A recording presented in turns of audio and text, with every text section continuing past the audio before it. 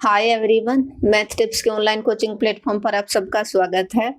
हम यूनिट कर रहे हैं फोर्थ और फोर्थ यूनिट अपनी क्या कोऑर्डिनेट ज्योमेट्री और जिसका हम चैप्टर नंबर 12 कर रहे हैं जो हमारा इस यूनिट का लास्ट चैप्टर रहेगा जो है हमारा सर्कल और जिसका इंट्रोडक्शन हम ऑलरेडी कंप्लीट कर चुके हैं। एक्सरसाइज के भी हम क्वेश्चन नंबर 8 तक कंप्लीट कर चुके हैं। आज हम क्वेश्चन नंबर 9 से स्टार्ट करेंगे।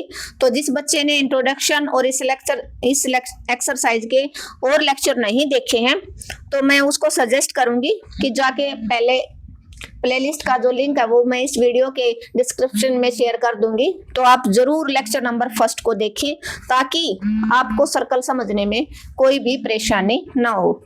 तो क्वेश्चन नंबर 9 आप जल्दी से जल्दी सेशन को शेयर कर दीजिए एटलीस्ट 2 स्टूडेंट के पास। और जिस बच्चे ने चैनल को अब तक सब्सक्राइब नहीं किया वो सब्सक्राइब कर ले ताकि उसको आने वाली हर वीडियो का नोटिफिकेशन वो मिलता रहे। अदरवाइज उसके पास शॉर्ट का नोटिफिकेशन नहीं पहुंचेगा। और शॉर्ट में मैं प्रीवियस ईयर के जितने भी क्वेश्चन है इंपॉर्टेंट वो डालती हूँ और जितने फॉर्मूलेज हैं वो। और रेडियस उसने दे दी 10। Find the equation of circle, उसने 2 डायमीटर दे दिए। If the equation of 2 diameter are ये और रेडियस उसने अलग से दे दी, तो आपको क्या फाइंड आउट करना है? आपको फाइंड आउट करना है क्या? Equation of circle. डायमीटर दे दिए तो दोनों डायमीटर है वो सर्कल के क्या होंगे? सेंटर पॉइंट होंगे ना। कोई भी डायमीटर है 2, जहां पर भी कोई भी डायमीटर ले लो, जहां पर वो दोनों डायमीटर आपस में जहां पर दोनों डायमीटर इंटरसेक्ट करेंगे वो उस सर्कल का क्या होगा? सेंटर पॉइंट होगा। क्या होगा? सेंटर पॉइंट होगा। सर्कल की इक्वेशन फाइंड आउट करने के लिए आपको क्या चाहिए?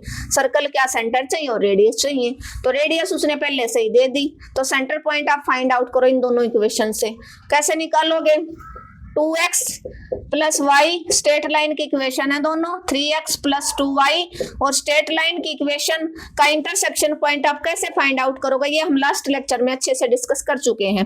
तो जो बच्चा लास्ट लेक्चर में हमसे नहीं जुड़ा था, आज ही फर्स्ट टाइम इस लेक्चर से जुड़ा है या उसने स्ट्रेट लाइन भी बिल्कुल नहीं देखी, अदरवाइज हम स्ट्रेट लाइन में अगर आपकी 2 स्ट्रेट लाइन इंटरसेक्ट कर रही हैं तो आपका तरीका कौन सा होगा वो हम अच्छे से डिस्कस कर चुके हैं। फिर भी मैं दोबारा से बता देती हूँ। B1 B2, B1 होगा y का कोफिशिएंट, नीचे y का कोफिशिएंट है 2, कांस्टेंट -6 -4 2 3 1 और 2, इन दोनों की मल्टीप्लाई -4, ऊपर जाता है एरो की तरफ, बीच में साइन माइनस का 6 2 जा माइनस का 12, 6 3 जा माइनस का 18 माइनस एरो की तरफ जाओगे नेगेटिव 4 2 जा माइनस का 8, 2 2 जा 4 और एरो की तरफ ऊपर जाओगे 1 3 जा 3, x अपॉन -4 माइनस प्लस का 12, y अपॉन माइनस का 18 प्लस का 8 को कि ब्रैकेट से बाहर माइनस है,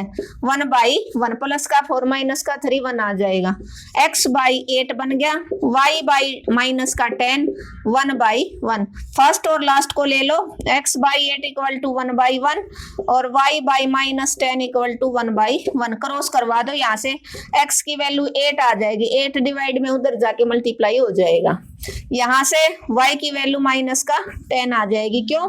क्योंकि 10 इधर डिवाइड में था, उधर जाके मल्टीप्लाई में हो जाएगा। तो आपके सेंटर के पॉइंट आगे, इस सर्कल का सेंटर आ गया आपका 8 और -10 और रेडियस उसने पहले से ही गिवन है 10। तो आप सर्कल की कौन सी फॉर्म का यूज करोगे? स्टैंडर्ड फॉर्म का यूज करोगे, x माइनस h का whole square y minus k का whole square is equal to radius का होल स्क्वायर। ये आपकी क्या रहेगी? सर्कल की स्टैंडर्ड इक्वेशन रहेगी। क्या हो जाएगी? सर्कल की स्टैंडर्ड इक्वेशन हो जाएगी। क्लियर है? अब आपका h और k की जगह कौन है आपका? ये है h और ये आपका k। h की जगह है आपका 8 का होल स्क्वायर और y की जगह है 10 माइनस का 10 का होल स्क्वायर और रेडियस आपकी 10 का होल स्क्वायर। तो क्या करोगे? x -8 का होल स्क्वायर y प्लस 10 का होल स्क्वायर इक्वल टू 10 का होल स्क्वायर क्या हो जाएगा? 100। अब यहाँ पर भी बहुत सारे बच्चे मिस्टेक कर देते हैं, ए प्लस बी का और ए माइनस बी का होल स्क्वायर नहीं पता क्या होता है। ए माइनस बी का whole square A square plus B square minus 2ab और बी का होल ए प्लस बी का A square plus B square plus 2ab equal to 100। तो यहाँ से आया आपका एक्स स्क्वायर 8 का 64, 8 2 जा 16x plus y square plus 100 और 10 2 जा 20y माइनस का 100 इक्वल टू 0। 100 से 100 आपका क्या हो जाएगा कैंसिल। तो आपकी इक्वेशन आ गई x square plus y square minus 16x plus 20y plus 64 equal to 0, जो आपकी सर्कल की रिक्वायर्ड इक्वेशन हो जाएगी। क्लियर है? बड़ा अच्छा क्वेश्चन था, सिर्फ थोड़ा सा घुमा के दे दिया। अब की बार उसने दे दिया जो दोनों डायमीटर दे दिए किसके सर्कल के, और वो स्ट्रेट लाइन की फॉर्म में दे दिए, क्योंकि स्ट्रेट लाइन की फॉर्म में ही होते हैं डायमीटर। तो उसका इंटरसेक्शन का पॉइंट उनका क्या होगा आपको पता, इतनी तो नॉलेज होनी चाहिए। जहां पर सर्कल के दोनों डायमीटर आपस में इंटरसेक्ट करते हैं तो वहां से हम सर्कल का सेंटर पॉइंट फाइंड आउट कर सकते हैं। उसने बताया नहीं कि जहां पर दोनों डायमीटर है वो इंटरसेक्ट कर रहे हैं वो सर्कल होता है जहां पर सर्कल के दोनों डायमीटर या तो वर्टिकली या हॉरिजॉन्टली दो डायमीटर होते हैं। दोनों डायमीटर अगर उसने इंटरसेक्शन दोनों डायमीटर इंटरसेक्ट करेंगे तो वहां से हम सर्कल का सेंटर पॉइंट फाइंड आउट कर सकते हैं। रेडियस डायरेक्ट उसने 10 दे दी। तो इन दोनों स्ट्रेट लाइन का इंटरसेक्शन पॉइंट हमने b1 b2 c1 c2 a1 a2 वाले मेथड से हमने निकाले। इंटरसेक्शन का पॉइंट आ गया 8 और -10। उसको हमने सर्कल की स्टैंडर्ड फॉर्म में यूज कर लिया, क्योंकि अगर आपके पास किसी भी सर्कल का सेंटर पॉइंट है और उसकी रेडियस गिवन है तो आप सिर्फ स्टैंडर्ड इक्वेशन यूज करोगे। तो x माइनस h का whole square plus y minus k का whole square is equal to r square. General equation कहां पर यूज करोगे आप? जनरल इक्वेशन जहां सर्कल के पासिंग पॉइंट होंगे ना, एक से ज्यादा पासिंग पॉइंट गिवन होंगे तो वहां पर आप सर्कल की जनरल इक्वेशन यूज करोगे। तो x माइनस 8 का होल स्क्वायर y माइनस 10 था तो प्लस के 10 का whole square is equal to 10 का रूट होगा, 10 का स्क्वायर हो जाएगा 100। अब a प्लस बी का a माइनस बी का होल स्क्वायर ओपन कर लिया, जो आपकी रिक्वायर्ड इक्वेशन आ गई सर्कल की जर्नल। क्लियर है? होपफुली क्लियर हो गया होगा। क्वेश्चन नंबर 9 हमने कंप्लीट कर लिया। अभी हम करेंगे क्वेश्चन नंबर 10। देखते हैं कैसा है, और अगर आपको लेक्चर अच्छा लगता है तो आप रिस्पॉन्स जरूर दो कि मैम हमें समझ में आ रहा है, हमारे डाउट क्लियर हो रहे हैं अबाउट सर्कल या नहीं हुए। अगर आप सबका सर्कल का रिस्पॉन्स अच्छा आया तो मैं आपका प्रीवियस ईयर का क्वेश्चन पेपर है मेरे पास 1 या 2, मैं वो करवाऊंगी। लेकिन अगर आप सबका रिस्पॉन्स नहीं आया तो फिर मैं पेपर नहीं करवा पाऊंगी। Question number 10, find the equation of a circle concentric with. Concentric क्या होता है? कोसेंट्रिक होता है जब 2 या 2 से ज्यादा जो सर्कल है उनका पासिंग सेंटर पॉइंट एक हो आपका, क्या उनका ऐसे होते हैं कोसेंट्रिक, सेंटर पॉइंट एक हो और पासिंग पॉइंट अलग अलग हो। तो उसने बोला कि एक सर्कल है, क्या बोला उसने कि एक सर्कल है, क्या बोला उसने कि आपने पास एक सर्कल है, सर्कल की जनरल इक्वेशन दे दी, इसका जो सेंटर पॉइंट होगा वहीं, क्योंकि ये जिस सर्कल की ये इक्वेशन है और जो दूसरा सर्कल हम बना रहे हैं उसका मान लो ये पहले वाले सर्कल की इक्वेशन दे दी, तो सेंटर पॉइंट तो जो इस सर्कल का होगा वहीं दूसरे सर्कल का होगा। दूसरे सर्कल का उसने दे दिया सिर्फ पासिंग पॉइंट, क्या दे दिया -2 -7। तो सेंटर पॉइंट को सेंट्रिक सर्कल वही होते हैं जिन 2 या 2 से ज्यादा सर्कलों का सेंटर पॉइंट एक हो। तो आप इस इक्वेशन का सेंटर पॉइंट कैसे करोगे? इस इक्वेशन के साथ जनरल इक्वेशन कौन सी होती है उसके साथ कंपेयर करोगे। 2gx 2fy plus c equal to 0। तो 2g को किसके इक्वल रखोगे? -8 के। 2f को किसके इक्वल रखोगे आप? 6 के। और c आपका -5, जो आपका यूज नहीं होगा क्योंकि आपको रेडियस फाइंड आउट नहीं करनी। कोसेंट्रिक सर्कल का सेंटर पॉइंट एक होता है बट रेडियस अलग अलग होती है, डिफरेंट होती है। ठीक है, तो यहाँ से g की वैल्यू -8/2 4 आ जाएगा आपका माइनस, और f की वैल्यू आपकी आ गई 6/2 f आ गया आपका 3। और सर्कल के सेंटर पॉइंट होते हैं -g -f, मींस प्लस का 4 और माइनस का 3 आपका सेंटर पॉइंट हो जाएंगे। और पासिंग पॉइंट कौन से हैं?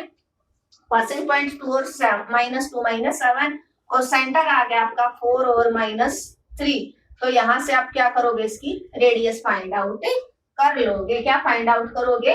रेडियस। तो रेडियस क्या हो जाएगा? x2 - x1 वाला फॉर्मूला आप यूज करोगे। पासिंग पॉइंट -2 और 7 और सेंटर आ गया आपका 4 और -3। तो x2 - x1 2 माइनस का 2 माइनस के 4 का होल स्क्वायर प्लस -7 और -3 का होल स्क्वायर। तो यहां से आपकी रेडियस आ गई -6 प्लस -7 प्लस 3 का होल स्क्वायर। मीन्स कितनी आई? 6 6 36 माइनस का 7 प्लस का 3 माइनस का 4 बनेगा, माइनस के 4 का होल स्क्वायर प्लस 16। तो यहाँ से आपकी रेडियस आ गई 6 6 12 3 और 1 4 और 1 5 अंडर रूट का 52। क्या है आपका? अंडर रूट का 52 आपका क्या हो जाएगा? क्या हो जाएगा?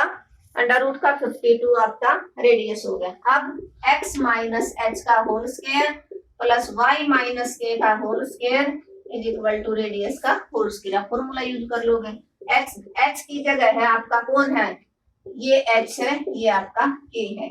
h की जगह है 4 और k की जगह है आपका -3 और रेडियस आ गया आपका √52 का होल स्क्वायर। स्क्वायर से root cancel out. a minus b का whole square a square plus b square minus 2x, a की जगह x, b की जगह 4 प्लस y स्क्वायर। ये क्या बन जाएगा? y प्लस 3 हो जाएगा। क्या बन जाएगा? माइनस माइनस एक स्टेप रह गया, y प्लस 3 का होल स्क्वायर बनेगा। तो y स्क्वायर प्लस 3 का whole square plus 2ab equal to 52। तो x की 2 4 का whole square 16 -4 2 8x plus y square plus 9 3 2 6y -52 equal to 0। x square plus y square -8x plus 6y और यहां से क्या बन गया? कितना बने आपका? 9 और 16 कितना बन गया? 25 और 52 में से अगर आप 25 क्या करोगे? माइनस करोगे तो आपका बन जाएगा 27 माइनस का 27 इक्वल टू 0। ये आपकी सर्कल की जनरल इक्वेशन हो जाएगी जो कोसेंट्रिक था। किसके साथ? इस सर्कल के साथ जिसकी आपको इक्वेशन गिवन है, इसके साथ कोसेंट्रिक था। पासिंग पॉइंट -2 और -7 था, कोसेंट्रिक था। तो जो इस सर्कल का सेंटर पॉइंट होगा वही हमारे उस सर्कल का होगा जिसका पासिंग पॉइंट -2 और -7 है। तो इसको हमने जनरल इक्वेशन के साथ कंपैरिजन कर लिया। इसका सेंटर पॉइंट आ गया g और f की वैल्यू आ गई -4 प्लस का 3। तो सेंटर पॉइंट -3 - f होते हैं तो +4 -3 हो जाएगा। यहाँ से हमारे पास सर्कल के सेंटर पॉइंट होंगे, पासिंग पॉइंट तो रेडियस। हमने फॉर्मूला डिस्टेंस का यूज करके कर डिस्टेंस फॉर्मूला x2 - x1 -2 - 4 का होल स्क्वायर -7 -3 मींस +3 का होल स्क्वायर। तो माइनस का 7 प्लस का 3 माइनस का 4 का होल स्क्वायर प्लस 16 माइनस 6 का होल स्क्वायर 36 √52 आया। अब सर्कल का पासिंग पॉइंट है, पासिंग सेंटर है आपके पास और रेडियस है। तो आप सर्कल की स्टैंडर्ड इक्वेशन यूज करोगे x - h का होल स्क्वायर y - k का whole square equal to r square. h और k की जगह आप 4 और -3 यूज करोगे तो माइनस का 3 जैसे ही आप रखोगे y + 3 बन जाएगा। तो एक a - b का होल स्क्वायर अगेन बनेगी a + b का होल स्क्वायर। रेडियस आ गई आपकी √52। इन सबको सोल्व किया, आपकी सर्कल की क्या हो जाएगी? जनरल इक्वेशन हो जाएगी। होपफुली क्लियर हो गया होगा। फिर भी अगर आपको इसमें डाउट लगता है तो आप कमेंट बॉक्स में मैसेज ड्रॉप कर देना, मैं आपका रिप्लाई जरूर दूंगी। हमने क्वेश्चन नंबर 10th तक सोल्व कर लिए हैं। नेक्स्ट लेक्चर में हम करते हैं 11th 12th 13 जितने भी क्वेश्चन होंगे उनको हम सोल्व करने की कोशिश करेंगे। होपफुली समझ आया होगा। Thank you everyone. अगर आपको मेरा पढ़ाने का तरीका अच्छा लगा तो आपको क्या करना है कि काम करना, अपने चैनल को ज्यादा से ज्यादा शेयर करना है। एटलीस्ट 2 स्टूडेंट के पास आप शेयर कीजिए ताकि और बच्चों की भी हेल्प हो सके। और अगर आपको लेक्चर अच्छा लगा या आप किसी भी तरह का सजेशन देना चाहते हो तो आप कमेंट बॉक्स में मैसेज जरूर ड्रॉप कर देना, मैं आपका रिप्लाई जरूर दूंगी। और लेक्चर अगर आपको अच्छा लगा तो लाइक करना बिल्कुल ना भूलें। मिलते हैं नेक्स्ट लेक्चर में, जिसमें हम क्वेश्चन नंबर 11 से स्टार्ट करेंगे, क्योंकि 10th तक के क्वेश्चन हम डिस्कस कर चुके हैं। मिलते हैं नेक्स्ट लेक्चर में, जिसको हम एक बेहतरीन और अलग तरीके से पढ़ने की कोशिश करेंगे, किसको, सर्कल को। थैंक यू अभी।